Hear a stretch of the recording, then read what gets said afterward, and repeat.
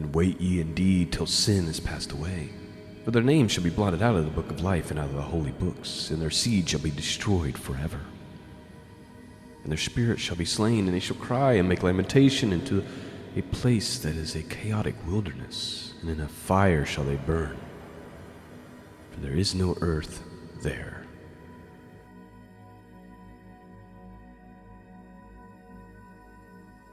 Shalom, my friends. Welcome back to the broadcast. I'm Sean, your host. Website can be found at www.scriptureandprophecy.com. Well, this morning we are wrapping up our series in the ancient book of Enoch. We're going to be reading chapters 106, 107, and 108. Now, 106 is a chapter titled Fragment from the book of Noah. And actually, I've covered this before when I was doing when I was covering some of those ancient writings of the patriarchs that were found with the Dead Sea Scrolls, and I believe I covered this portion when I read Lamech's, because what happened is he had this vision that he would have a son, and it had bright eyes and all these things going on to where he thought maybe his wife had an affair with one of the fallen watchers, because he thought maybe this child was going to be an Nephilim based on his vision, according to those writings found with the Dead Sea Scrolls. And then this fragment, chapter 106 of the book of Noah, kind of talks about that a little bit. And then the last chapter, 108, is basically just kind of a ending to the actual book of Enoch, and just kind of reminds us that there's life after death, and for some people that's a good thing, and for others it's eternal torment. And so that is what's on the docket for today, and I pray in the powerful name of Jesus that you'll be blessed by it this morning. And so let's just begin, starting with chapter 106. Again, chapter 106 is a fragment from the book of Noah. Here's what it says. And after some many days, my son Methuselah took a wife for his son Lamech, and she became pregnant by him and bore a son. And his body was white as snow and red as the blooming of a rose, and the hair of his head and his long locks were white as wool, as his eyes beautiful. When he opened his eyes, he lightened up the whole house like the sun, and the whole house was very bright. And thereupon he arose in the hands of the midwife, opened his mouth, and conversed with the Lord of righteousness. And his father Lamech was afraid of him, and he fled, and he came to his father Methuselah. And he said unto him, I have begotten a strange son, diverse from and unlike man, and resembling the sons of God of heaven. And his nature is different, and he is not like us. And his eyes are as the rays of the sun, and his countenance is glorious. And it seems to me that he is not sprung from me, but from angels. And I fear that in his days a wonder may be wrought on the earth. And now, my father, I am here to petition thee to employ thee, that thou mayest go to Enoch our father, and learn from him the truth, for his dwelling place is amongst the angels. And when Methuselah heard the words of his son, he came to me to the ends of the earth, for he had heard that I was there. And he cried aloud, and I heard his voice, and I came to him, and I said unto him, Behold, here I am, my son, wherefore hast thou come to me? And he answered and he said, Because of a great cause of anxiety I have come to thee, and because of a disturbing vision I have approached. All right, let's stop for just a second just to understand something. When we're reading it, it sounds like this child was born and had all these crazy features like an angel. But we just realized in verse 9 that it's actually a dream or a vision that Lamech must have had. And I believe when we look at the ancient writings of the patriarchs, and we look at the one attributed to Lamech, that it actually says that as well. So Lamech has had this vision, this dream. His wife is pregnant. He's had this vision in his dream what this child's going to look like. And he goes to his father. He's disturbed. He's like, this looks like one of the watchers. This looks like a son of an angel, not from me. And so he's asked his father Methuselah to go to Enoch to get clarification about this vision. That's why it says in verse 9, and he answered and he said, because of a great cause of anxiety I've come to thee, and because of a disturbing vision have I approached. Verse 10, and now, my father, hear me. Unto Lamech my son there hath been born a son, so like of whom there is none, and his name is not like man's nature. His nature is not like man's nature, and the color of his body is whiter than snow, and rather than the bloom of a rose, and his hair of his head is whiter than white wool, and his eyes are like the rays of the sun. And he opened his eyes, and thereupon lightened up the whole house. And he arose in the hands of the midwife, and opened his mouth, and blessed the Lord of heaven. And his father Lamech became afraid, and fled to me, and did not believe that he was sprung from him, but that he was in the likeness of angels of heaven. And behold, I have come to thee, that thou mayest make this known to me the truth. And I, Enoch, answered and said unto him, the Lord will do a new thing on the earth. And this I have already seen in a vision, and make known to thee, that in the generation of my father Jared, some of the angels of heaven transgress the word of the Lord. And behold, they commit sin and transgress the law, and have united themselves with women, and commit sin with them, and have married some of them, and have begot children by them. Yea, there shall come a great destruction over the whole earth, and there shall be a deluge and a great destruction for 1 year. And this son who has been born unto you shall be left on the earth, and his 3 children shall be saved with him. When all mankind that are on the earth shall die, he and his sons shall be saved. And they shall produce on the earth giants, not according to the spirit, but according to the flesh. And there shall be great punishment on the earth, and the earth shall be cleansed from all impurity. And now make known to thy son Lamech that he who has been born is in truth his son, and call his name Noah.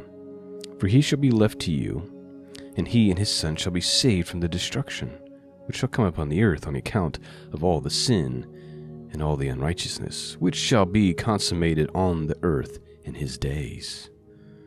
And after that, there shall be still more unrighteousness than that which was first consummated on the earth. For I know the mysteries of the holy ones, for he, the Lord, has showed me and informed me, and I have read them in the heavenly tablets. And I saw written on them that generation upon generation shall transgress till the generations of righteousness arise. And transgression is destroyed, and sin passes away from the earth, and all manner of good comes upon it. And now, my son, go and make known to thy son Lamech that his son, which has been born in truth, is his son, and that this is no lie. And when Methuselah had heard the words of his father Enoch, for he had shown to him everything in secret, he returned and showed them to him, and called the name of that son Noah, for he will comfort the earth after all destruction. All right, so that was the fragment from the book of Noah.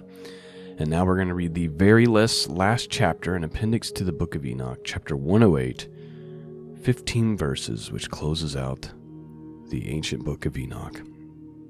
Let's read it, starting with verse 1. Another book which Enoch wrote for his son Methuselah, and for those who will come after him, and keep the law in the last days. Yea, who have done good shall wait for those days till an end is made of those who work evil, and an end of the might of the transgressors. And wait ye indeed till sin has passed away, for their names shall be blotted out of the book of life and out of the holy books, and their seed shall be destroyed forever.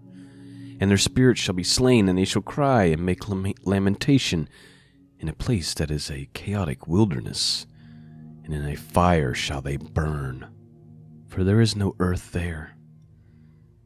And I saw there something like an invisible cloud, for by reason of its depth I could not look over, and I saw a flame of fire blazing brightly, and the things like the shining mountains circle and sweeping to and fro. And I asked one of the holy angels who was with me, and said unto him, What is this shining thing? For it is not a heaven, but only the flame of a blazing fire, and the voice of weeping and crying and lamentation and strong pain. And he said unto me, This place which thou seest, here are cast the spirits of sinners and blasphemers, and of those who work wickedness, and of those who pervert everything that the Lord hath spoken through the mouth of the prophets, even the things that shall be. Real quick. When Enoch is asking the angel, we have to be careful not to form doctrine here, because while we look at this book and we may have different views about its authority or whatever, we need to be careful about forming doctrine from it. But I just want to make a mental note that when the angel is describing to Enoch the type of people that are in this lake of fire, it doesn't go through and start listing all the sins of humanity, some of the sins that we might think are the most grotesque.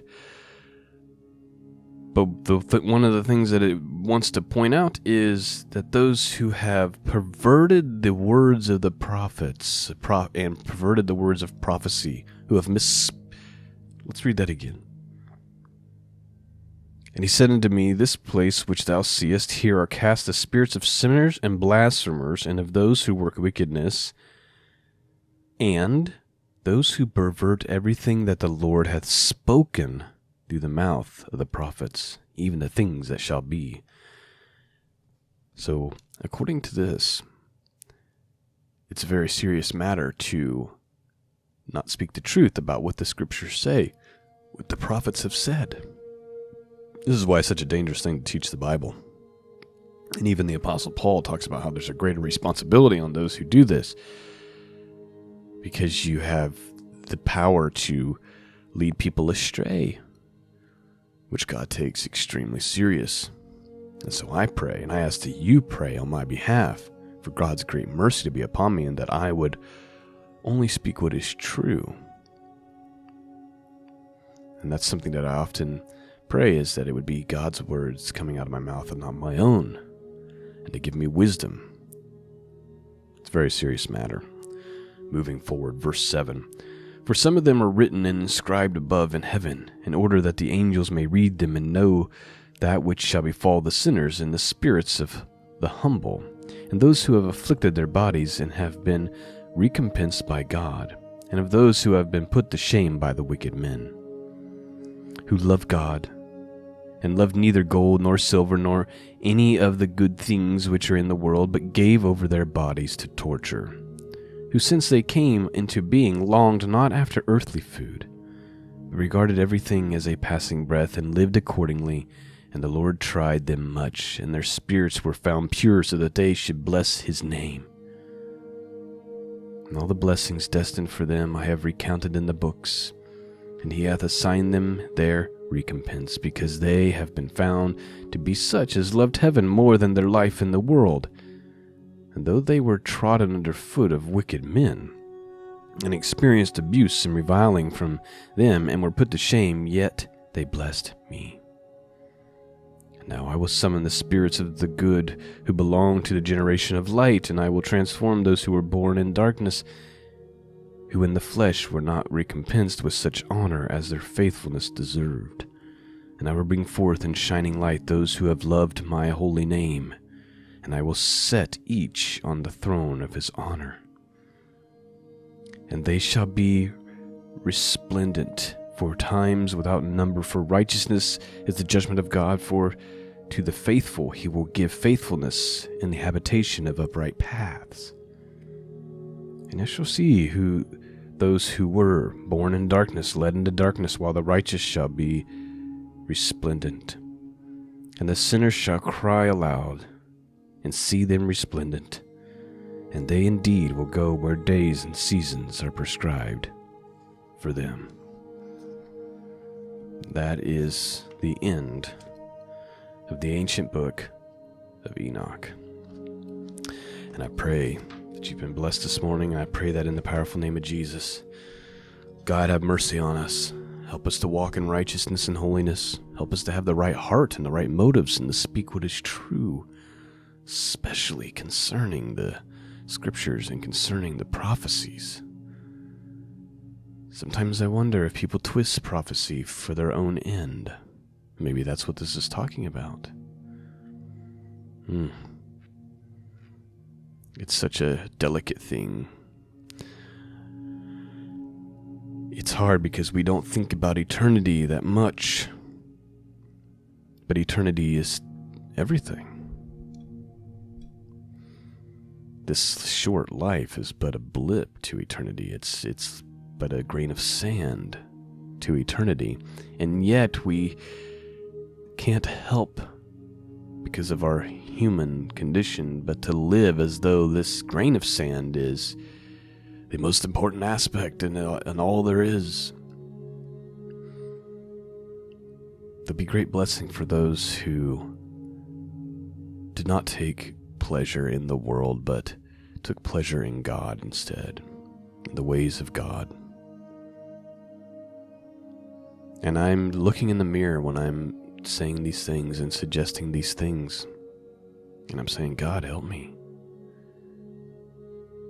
Be merciful to me. Lead me down the narrow path. Lead me to the land of uprightness.